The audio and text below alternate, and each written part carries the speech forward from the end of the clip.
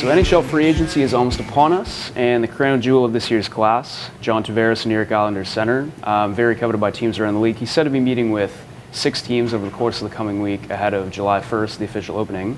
Mike, Toronto is one of the teams Tavares is going to meet with. Do they have any hope of landing him?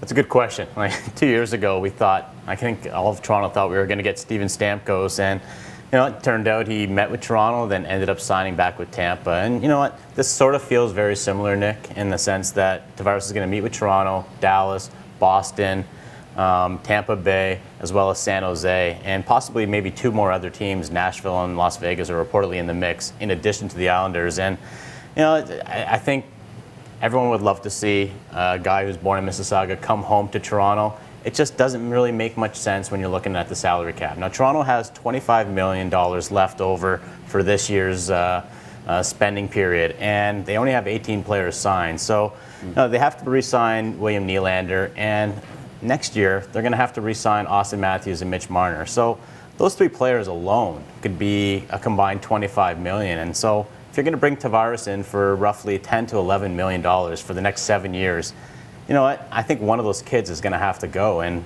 are you willing to risk William Nylander for John Tavares?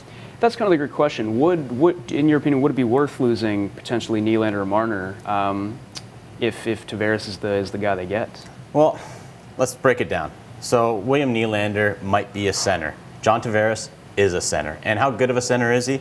Okay, best centers in the league. I'll start with Sidney Crosby. I'll go to Connor McDavid. I'll go to Evgeny Malkin. And then after that, it's probably JT. So, if you think that depth down the middle is going to be a strength, and if you think that a center lineup that includes Auston Matthews, John Tavares, and Nazem Kadri is going to win you a cup, then it probably is it is a good risk in terms of giving up a guy like William Nylander, who might be a center or might just be a winger. Now, Mike, with the young group Toronto has at forward, led by Matthews, Marner, Nylander, would Tavares be the perfect guy, possibly a captain, to lead that group heading forward?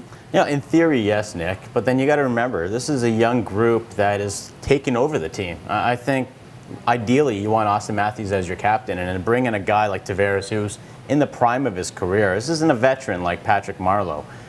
Coming in, he would be the man, obviously, and he'd be the #1 center. And I think when you've got Marner, you've got Matthews, you've got Nylander, I think you got to let these kids grow, take ownership of the team. And I think having Tavares there kind of disrupts that whole idea. So if you're asking me, this is not the right play for the Leafs. I don't think they need that #1 center in Tavares. What they need, if you watch the Leafs this year, is a defenseman. Only question is, can you get him in free agency? And if not, maybe you got to wait a year. Now, the one other question that we have, I think, Tavares is unquestionably the #1 possible free agent in this year's class. How often does a guy like this come around? It doesn't.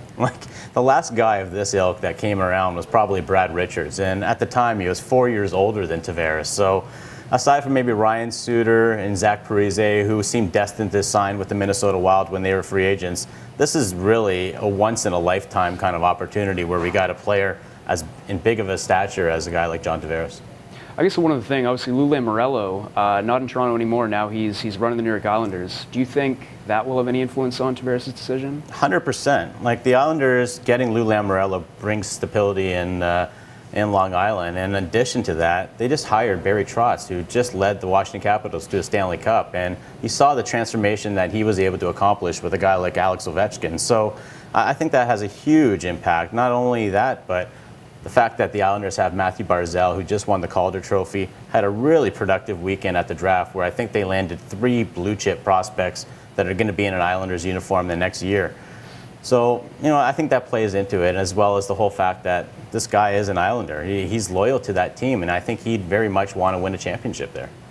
Well, no matter what Toronto does, there's going to be plenty of interest in Tavares over the coming days. The hockey world is awaiting his decision. Let us know what you think. You can let us know on Facebook and Twitter, and if you could follow, subscribe to our YouTube channel, that would be awesome.